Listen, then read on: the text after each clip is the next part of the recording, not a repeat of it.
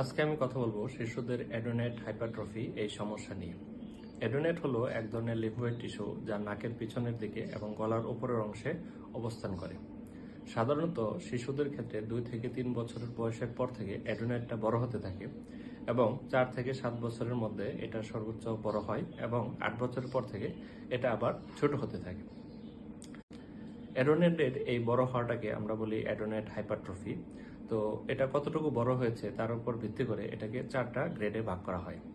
যদি তার শ্বাসনালীর 4 ভাগের 1 ভাগ অংশ ব্লক করে তাহলে আমরা বলি তাকে গ্রেড 1। যদি শ্বাসনালীর অর্ধেক ব্লক করে তাকে আমরা বলি গ্রেড 2। যদি শ্বাসনালীর 4 ভাগের 3 ভাগ ব্লক করে তাকে আমরা বলি গ্রেড 3 এবং সম্পূর্ণ শ্বাসনালী যদি ব্লক করে তাহলে আমরা তাকে বলি গ্রেড 4। অ্যাডোনেট হাইপারট্রফি হলে যে সমস্যাগুলো হতে পারে তা হলো বাচ্চার শ্বাস নিতে কষ্ট হতে পারে, নাক বন্ধ থাকায় সে হা করে ঘুমাতে পারে, নাক ডাকতে পারে, সকালবেলা তার মাথা ব্যথা করতে পারে, মনোযোগের ঘাটতি দেখা যায় এবং বারবার তার ঠান্ডা কাশি, নাক বন্ধ, কানে ইনফেকশন হওয়া এই সমস্যাগুলো হতে পারে।